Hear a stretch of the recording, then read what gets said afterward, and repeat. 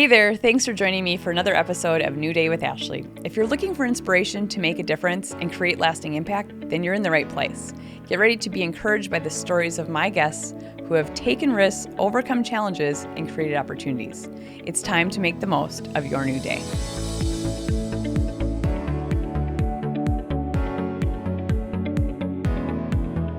My guests today have a passion for building community. It's the immersive experiences in our community they've developed that are bringing people together to thrive. Joe and Simone Burgum from Folkways are on a mission to make Fargo the best place on earth to live. Well, welcome, Joe and Simone. It's so great to have you guys here from Folkways.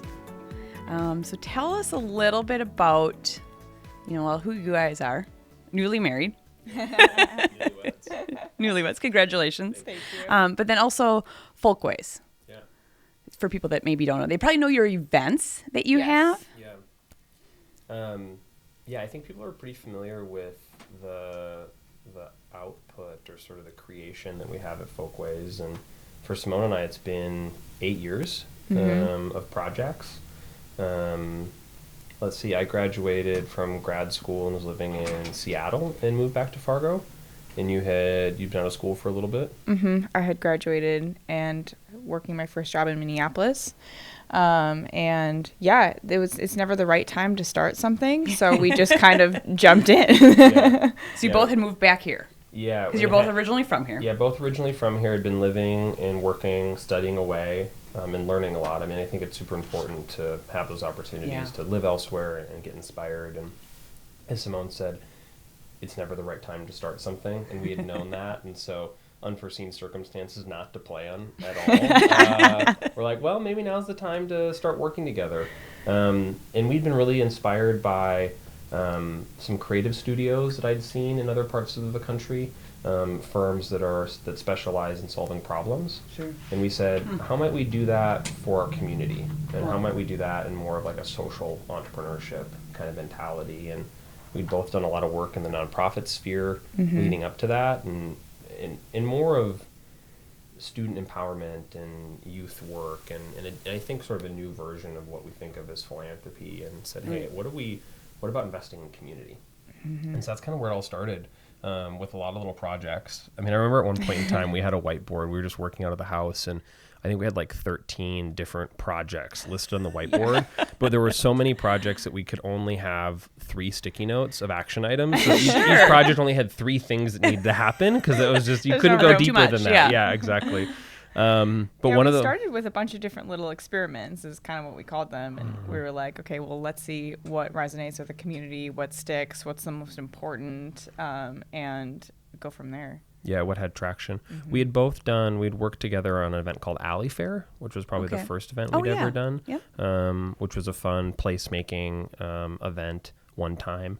Then I think the project that really started traction for us is that we were thinking about starting a farmer's market, had seen some lists online about what makes a community great. How do you make a downtown vibrant? And there was like 15 things on the list, and Fargo had already done 14 out of 15. Oh. And we're like, amazing, because we live in a vibrant place. And they were all like really hard ones, like really complicated, like lots of governmental structure, and those were already all done. We're like, great. And then at the bottom of the list was have a weekly farmer's market. And we thought, okay, that seems like we should maybe focus on that. And then as we started working on that, we heard through kind of the grapevine of friends downtown, there were some other people that were thinking about starting a farmer's market.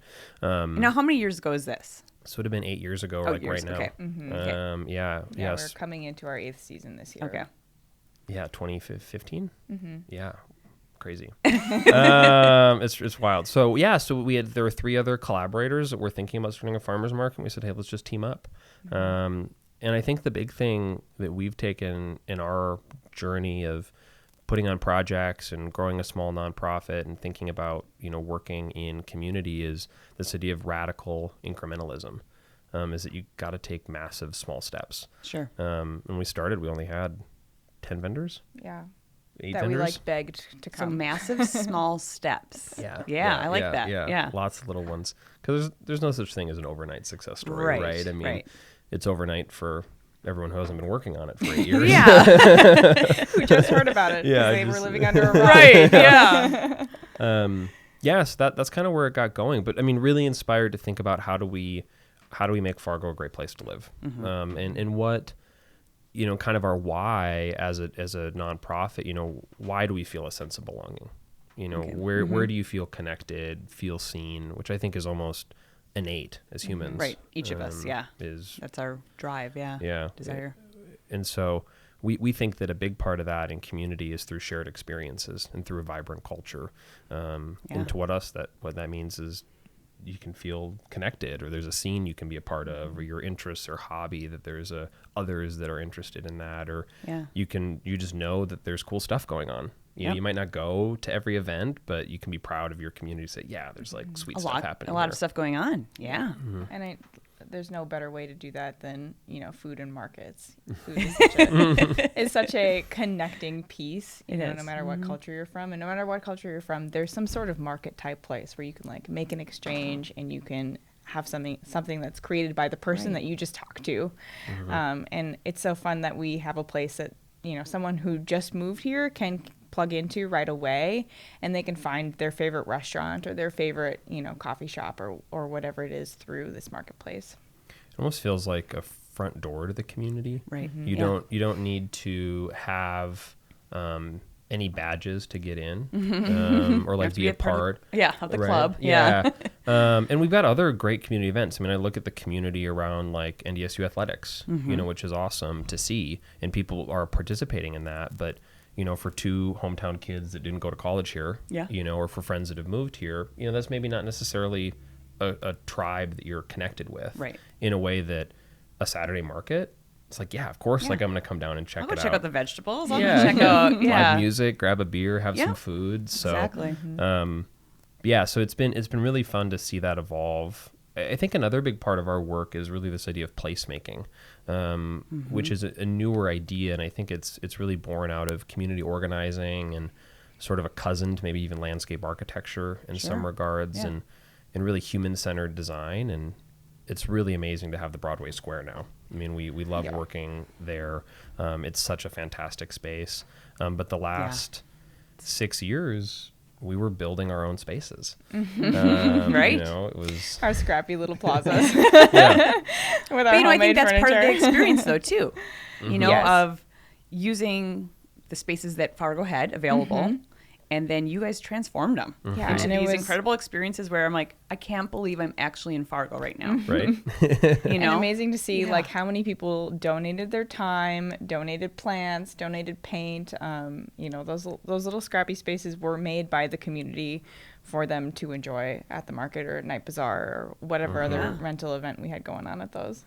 Yeah, and I think that's really key to placemaking, is that it's born out of the place, and it's what you have, where you are, with what's available. What you have, and so it's been fun to have that evolve and to have people participate in the creation of plazas and pop-up parks. And even now we have our first Night Bazaar this Thursday here in June, and are really excited for that. And we have 4 of them this summer. And again, each one will be a little bit different, and we'll be able to improve upon them week over week. So what transpires at an event like that? Night Bazaar is one of our more unique events. We love it because it brings so many different aspects of the community's talents together.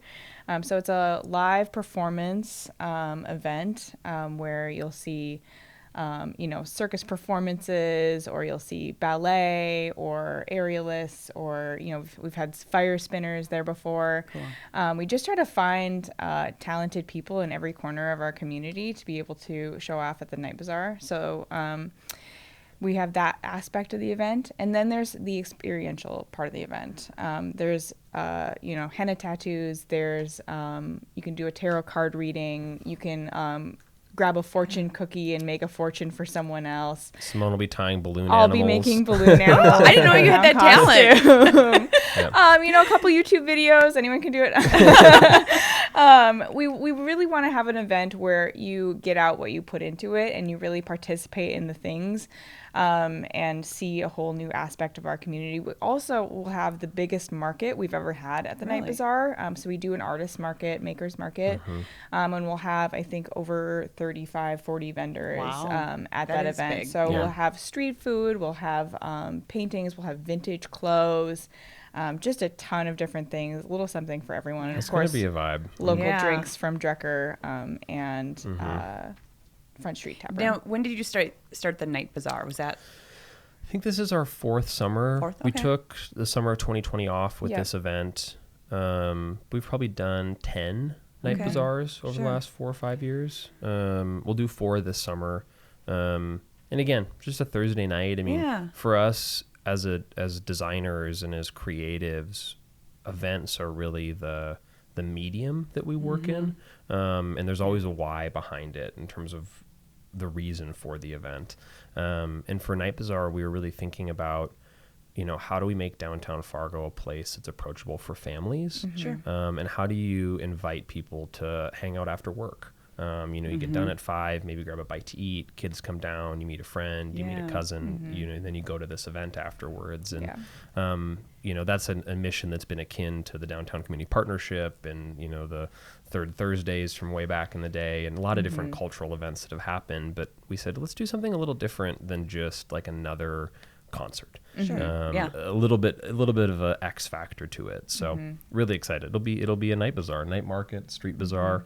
And then you turn around on a Saturday, you have Red River and we have Market. the Red River Market.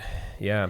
And so as we mentioned, I mean, the why behind that was really, we're so fortunate to live in a community that's so small. I mean, we're a metro area of less than 250,000 people. And when I have friends come from out of town that have lived in Chicago or Seattle or have traveled the world and I show them downtown Fargo, they cannot comprehend just like the vibrancy or how cool it is or the quality of the coffee or just like what do you mean I can get this cocktail here and it's so cheap, it's just like all that. And it's the parking's free.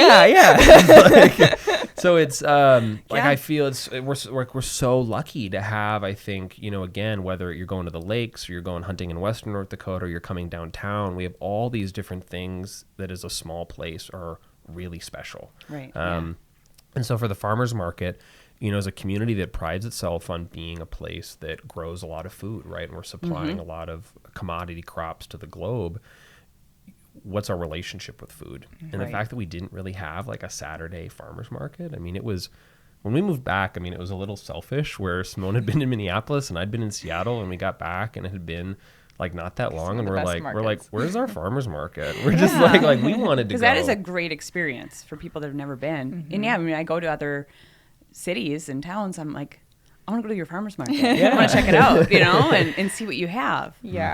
Yeah, between all of the performances that we have 3 musical performances, and then we have a cultural demonstration, which is either a dance performance, a theater performance. We've got a cooking demonstration, which you've participated I got to do. with a food tasting. We're adding a kids element to that this year, which is going to be really fun. So, between that and being in the plaza with the Imagination Playground, the splash pad, which is awesome, and just having the street open to the community, just to even sit. Most markets don't even have a place to sit, let alone all that free entertainment. So it's really a special place that's a little bit more than a normal market. It's really just like a community space. Yeah, it really is. So you guys moved back, and now I see like kind of a challenge of like, okay, we want a farmer's market, but there's not one. What are some of like the challenges, I guess, of like that you guys saw, or then taking a risk of like you said, there's no good time to start something, but what was that moment that maybe? Yeah, well, I think a couple philosophies that we followed. I think particularly when we started, it was all volunteer, right? It was just sort of us working with friends, and I think that's how a lot of great projets start, right? Is you're passionate, or you're excited, or you connect with other people. And we had the right team of volunteers getting started. We were all just after hours in our free time making dinner together and planning a farmer's market. But thinking back to the crew that we had to get it going, we were all aligned in the same vision. We all had talents and skills that like slotted into these different spots to get it going, and the relationships that we needed to access the right people. And really everything just fell into place because those folks had those talents. Yeah. And I as I said already, this idea of being a radical incrementalist, where we knew when we started the farmers market, we had this like glimmer of what it could be. We said like Fargo Moorhead Plus should have the best farmers market in the country, or at least top 10. Like there's no reason why not. But with farmers, like you could have 1,000 people, you could have 10,000 people show up in the fall and be so excited, but you only planted so much in the spring. Right. And so there's the a little is bit really slow. A little bit of just growing with vendors and at that rate. But I'd say the other thing, you asked about challenges that we face, but for us, I think there was also this realization of, because we're volunteering, because we're creating it, like it's only our expectations. Sure. And so let's make sure that we're enjoying it. Yeah. Like this shouldn't be like overly stressful or high stakes or like ruin relationships. And I think that was just a result of us having done volunteer projects before, and people get burnt out and you lose people. And so we said, hey, let's just make sure that everyone who's working on starting the farmers market, like that we're here to have like a good time, or at least it's not this like intense thing that people are not wanting to be a part of.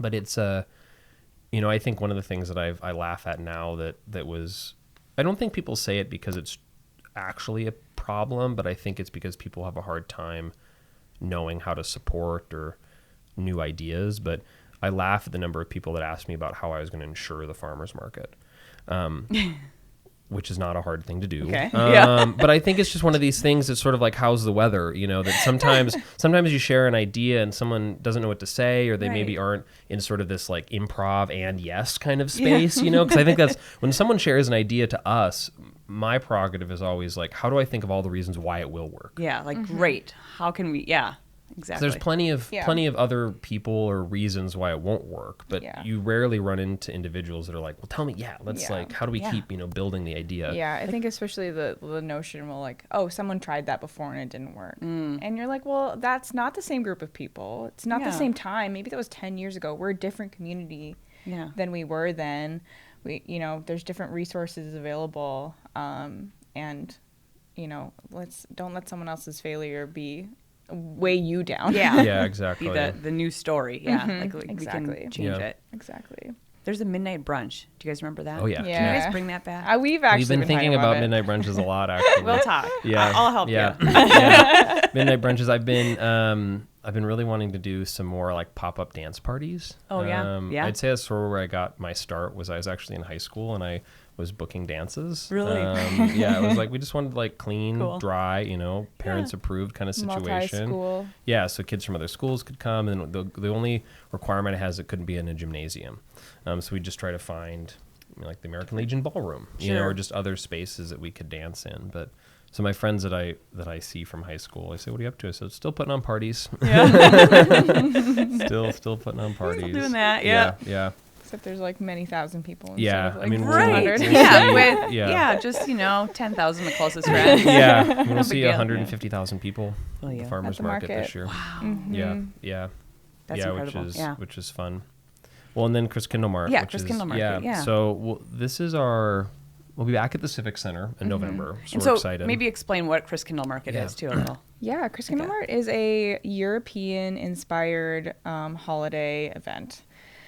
So we really wanted to take inspiration from what people are doing in Europe during the winters, because they have also very cold, very dark winters, and they seem to be having fun. So we took this idea of the Christkindl Markt, which is an evening marketplace that has food, it has drinks, it has holiday shopping, live music. And people, what we love about them is that people get done with work and they pop down to the market, maybe on Thursday, maybe on Friday, maybe they come back on Saturday with their kids and families or grandpa and grandma. And it's just a really fun, family-friendly, just festive indoor-outdoor experience. We really wanted to have an outdoor element as well, to really help us get encouraged to be outside. During the winter months. We do it before the weekend before Thanksgiving. So it's not super cold yet, Right. but it is still dark. Still pretty chilly. But you have like the little fires out there, Yeah. and don't you sell like s'mores kits or Oh, something? yeah. So yeah, there's lots of fun things to do, and again, I mean, it's this quality of life thing. I mean, I think that if someone were to really be like, what does Folkways do? I think our prerogative is quality of life. I mean, that's what we're trying to do for the community, and part of that I think is, as we talked about, in feeling that sense of belonging is. Communities need iconic things. You have to have things that you can point to and have those experiences And look forward to. And seasonally, I mean, obviously the holidays is a big deal for many people. Frostival has ebbed and flowed, and I think is still an interesting thing in our community in January. But even domestically, I mean, look at Chicago in their downtown. They've got an amazing Christkindl market. And it's just this massive city market in downtown Chicago. And then a lot of European nations do these amazing holiday markets. And we said we really wanted to think about what's that community tradition? Like, what's that thing that you get the mug, and it's the signature mug, and you want the mug every year, or the special drink you can only get there, and or that moment where we have grandparents sitting with grandkids roasting s'mores, and you just see people slow down and just smiling. And I think that is really the power of these community events, is not the fanfare or even the iconicness or people being excited, but just those intimate moments where people can really be and be present with one another. And that happens a lot at Christkindl Mart. Yeah. It's a really lovely event. Yeah, I like you talking about that slowing down though. That and that's what the holiday season, people are always rushing around, and it's so stressful, and we're here to just make a space that people just want to hang out, spend 90 minutes walking around, sitting by the fire, listening to a performance. And it's so special to hear people just say, oh, I come with my family every single year. Yeah. And we love we go doing every this, year. this, and this. Like we bought a Christmas tree there. Yeah. And just being part of people's memories and traditions and holiday experience is just, it's very special. Yeah. But those are some of the events. I mean, some of the other things that we get up to at Folkways is we're really plugged in on local art as well. Yeah. And so really being that liaison between artists and creatives and building owners downtown. Sure. And so it's fun to see new murals go up. I mean, the Bob Dylan mural that just went up downtown is super where's rad. that one at? Let's see, it's across the street from Zambro's. Okay. By Toasted Frog. By Toasted, Okay. north of Toasted Frog. Yeah. Okay. But yeah, the 400 block. So it's right by the new Mercantile building. Oh, yes. where the Goodyear okay, used to sure. be.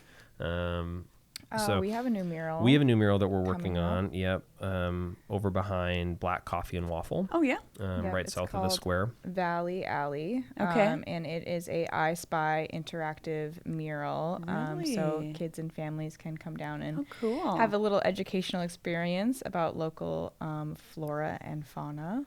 Wow. And Really it cool. was designed by Mal's from Disgabled Design. Okay. And they made the whole design, and then we had some other artists paint the mural. So we're excited to launch that this week. So are you guys behind most of those murals then? No. No. Okay. I'm like well, really. Simone says no. I mean, it's Some. Yeah. Not all. I mean, I think mural culture is really interesting because it is underground. Right. I mean, Sure. there is something. I mean, this Bob Dylan mural, which we can take no credit for, it just happened. Sure. And I'd love to see that. You work with artists and they're creative and have different strengths, and planning isn't always that, or working with business owners, and so we often find that we can help connect artists. Sure. So like the Mario wall. Yeah, that was right. one where someone reached out and said, "Hey, do you have a location?" We said, "We could maybe introduce you to someone." Cool. So those are fun pieces. The Roberts Alley mural, that's one that we helped commission many years ago now. So Yeah, we connect people with business owners, help with funding if we can, and whatever else people need for organization or permits or whatever it is. Yeah. So it's a lot of fun to see that, because it is it's neat to be able to have all that great art downtown. Yeah. And we've worked with some NDSU students that put together a walking tour. So there is a downtown walking tour website, That's which is cool. cool. And you can see all the different art If you pieces. go to fargowalkingtours.com, there's there's a north tour and a south tour, and it has interviews with artists and all the information about each mural and who did them. So check that out. It's a really fun website. We're maintaining it now and trying to add new murals as they come up as well. Cool. 'Cause I think that's like important. Like that right there. I didn't even know about that. Yeah. That's so cool. Like to be a tourist in your own city. Yes. Absolutely. Yeah. Mm-hmm. No, that's such a. It's great you say that, Ashley. I think that even if you're not, I mean, if you're feeling inspired or uninspired, I think pretending to be a tourist in your own town it's a really great way to get connected and try new food, do a new walking path. Yeah, there's a great book, This Is Where You Belong, by Melanie Warnick. I think that's how you say her last name. And she actually writes about Fargo in her book, which is really cool.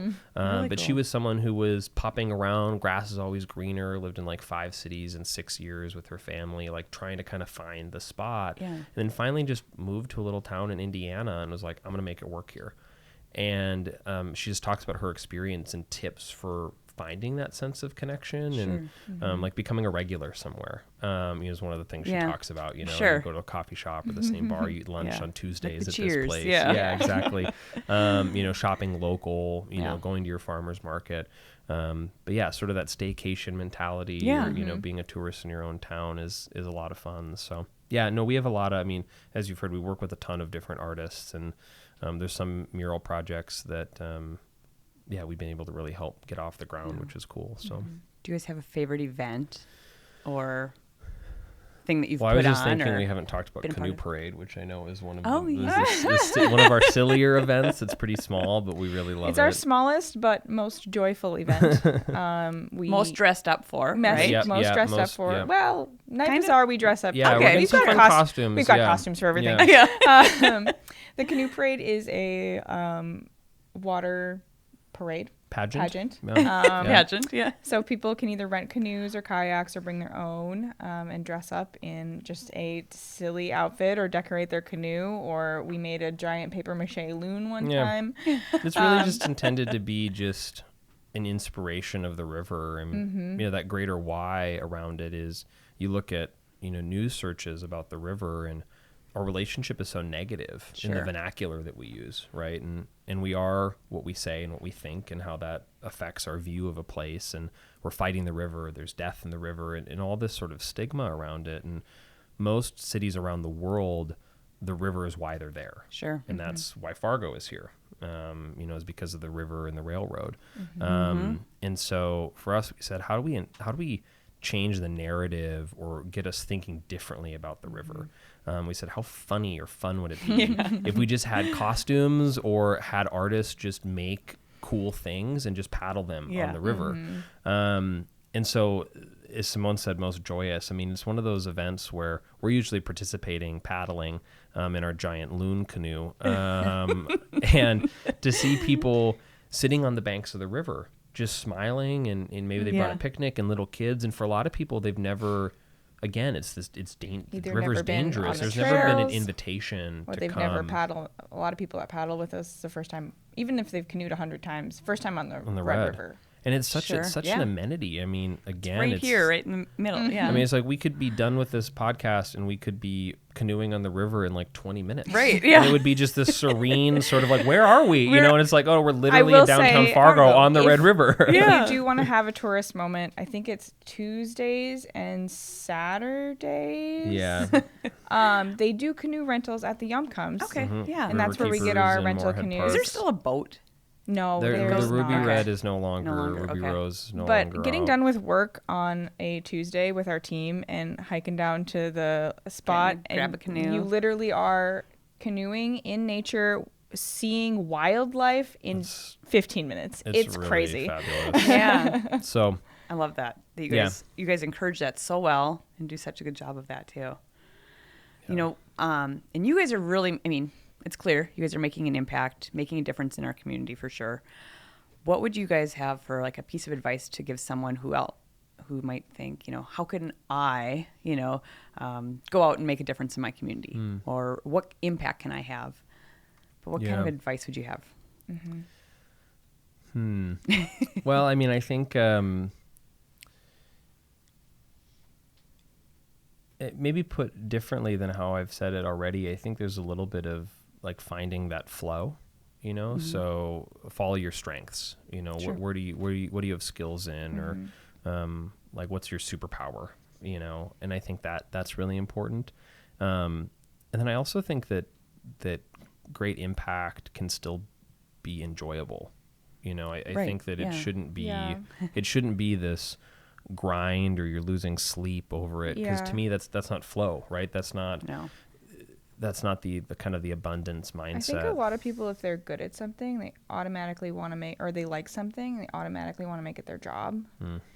And that can make it not fun really fast. Sure. And that's where I think starting small is where we found a lot of success. Because, you know, we've said this a million times, being incremental, you know, you don't have to Right. It's make not all going it- to happen overnight. Yes, Mhm. you don't have to make it the biggest thing ever when you start. You don't have to fully commit. You can do it so many different ways that make a huge impact, that don't stress you out, that don't cost Yeah. a lot of money, that don't have a big investment, that can still be fun and awesome. And maybe instead of, you know, starting a nonprofit that does events, maybe you just have a once a month disco because it's Right. fun. Yeah. Yeah. I'd And come. that's, making a difference in, You're like, and do that. Yes. Yeah. Yeah, I think, I mean, I think too, for folks that are supporting people with ideas, is how do we find the reason why something will work? Right. You know, Yeah, I like that. and get behind people. And I mean, Fargo is such a unique place for so many reasons, but this idea of, how do you take a big idea or something really challenging, and how do you turn it into what I would call like an actionable coffee, which is like, who's one person I can introduce you to for coffee? Okay. Yeah. You know, or who's the first person you're going to call?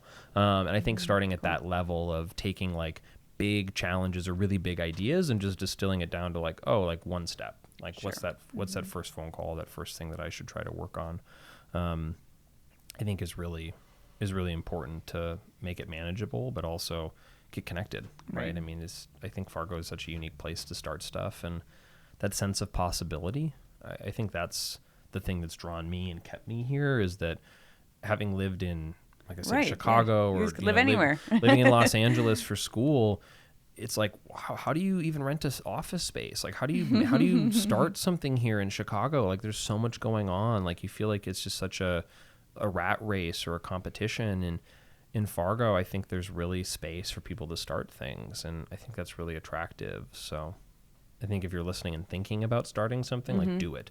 You know, like, take a stab, do experiment, Come be a vendor. Yeah. Yeah, try Come on over. Try it out. I think too, I think it's all about, we have vision and dream, which is really a powerful thing that I think as humans that we all possess.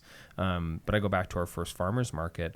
We were really mindful about our own expectations. And we said, what does success look like? And we just started really low. It's no fun if you've got high expectations and you come and then you're disappointed, and looking in the mirror, it's like, well, whose expectations are those? Right. This isn't some paper from my English teacher. We This said- is my project. This is my idea. Yeah, we said we wanted to have one of the best farmers market in the country in 10 years.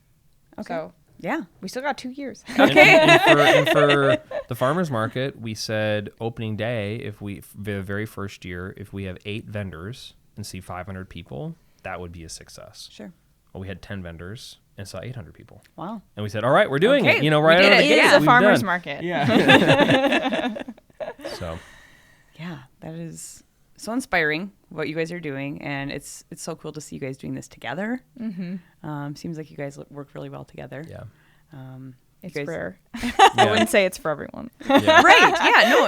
And definitely to that point. Yeah. Definitely. But I'm excited for all the events you guys have coming up, and then just to see them continue to grow. And you're just adding more and more things too. And I guess it's experiences is what you're adding. Because I always think about, like, I prefer experiences over things. And like those are like the memories to be had. Exactly. And Yeah. just building our community. So That's very much, yeah. Yeah, we got some fun things on the horizon. I'd say the biggest thing that we're working on right now is we've actually been working with the Chamber of Commerce and the Economic Development Corp with the Fueling Our Future initiative, okay. which is a larger community initiative really thinking about workforce, quality of life, skills training, sort of a lot of the conversations that are happening amongst business leadership. But for us, obviously, we've been working on quality of life, so there's a big segment there Right. on, how do we have vibrant events that are great for people that live here, that make it a better place to live, that are helpful if we're trying to recruit people to come to our community. But where we're really excited is something new is we've always worked with college students, but really excited to continue to engage college students in the work that we do and really figure out how do we keep them here. Yeah, support those growing professionals as they enter the workforce or decide to find a opportunity or gig in town, but also support their ideas. Which is like, what are you excited about, and what do you want to see in our community? Because I think it's true of high school kids, and it's especially true of college kids. But if you don't see yourself here as a high school student, if you're here for 4 years for school and you're like, nah, I'm leaving, like, we failed. Sure. I think as a community, it's like what are we doing? We've got thousands of young people that are in this community that are coming here to learn, and they don't want to stay. That to me is like the number one priority for being a vibrant place, because it's just, young folks have all sorts of ideas, and they don't know better or wrong, or if no one's told them that's never worked. They haven't been tainted by decades of whatever it may be, and not again, we're not old, but it's I do feel not as relevant when some of our interns come in, so that's, it's a good reality check. It's like, oh wow, so when you were born. Wow. Yeah. So Campus FM is one of the projects that we're working on on that front, and a big part of that is this for students by students media internship. Having students learn the skills of storytelling and digital storytelling, but doing it in such a way that they're on TikTok and Instagram talking about why Fargo's cool to their peers. Nice. So that's a fun project that I think is going to fold in really nicely to everything. FM Campus? Campus FM. Yep. Okay. On Instagram. Cool, check it out. Yeah. If you have a better name idea, let us know. We're working on that too. But yeah, so that's something new that we're excited to fold in, and again, just excited to connect with young people in our community in so many different ways. Mm-hmm. Oh, I love it. And I love you guys, like, your mission is to have Fargo be the greatest place to live on earth. I love that. Yeah. I think my relatives, they remind me, though, when it is like 30 below, that like, you do live there. I'm like, I know. I do. We have a mobile sauna for that reason too. That's right. I have not checked it out. Yeah, oh my get gosh. Inspired. Yeah. Everyone needs a sauna. That's my tip for winter. To get us through. And though it does, like, all those events, though, just the community, like, people do live here, and yes, we get through the cold winters, and I can't imagine living somewhere else, really. Yeah. I think it is. I like to travel, but I like to come home. Oh, yeah, no doubt. Yeah, no, I think it's important to create those moments to be able to get somewhere warm in the winter, or see something different, or visit family, whatever it may be. But I think even on this idea that community belonging is a result of those shared experiences. Winter is such a shared experience here. Right, we all go through it. We're all going through sort of like the trial and the hardship of it. And I wonder if there's maybe even a way for us to like celebrate that. St. Patrick's Day Parade, I think, is such an interesting community event, because we're not overly Irish here, obviously. Right. Yeah. But it's a fun parade. But it usually falls around that like late March, right, or St. Patrick's Day, I guess, and it's spring, right? First glimmer of hope, right? Yeah, 65-degree day. So I've thought, is like, would we ever like rename the St. Patrick's Day Parade the like Spring Parade, or just sort of like, because it's like, to me, it's like this, this celebration of the warm weather. We made it. Yeah, exactly. Kind of cathartic relief for everybody. Like, yes, all right, So we did this. High five, yeah. But yeah, well, thank you guys for all that you're doing in our community and that you're continuing to do. It's inspiring. I think it's encouraging to so many people. I know it is to me, and I love all the things that you guys are doing. So it's fun to partake in those and experience. Yeah. Well, thanks so much. Yeah. Thanks for being on the podcast. Yeah. Thanks for having us on. Yeah. Sharing your story. Wow. What a great episode. Thank you so much for joining me. It's always so inspiring sharing these stories. Remember to like and subscribe below to the YouTube channel to stay caught up with new episodes of New Day with Ashley. And make sure to follow New Day with Ashley and KFGO on all social medias. The links are in the description. I'll see you in the next episode.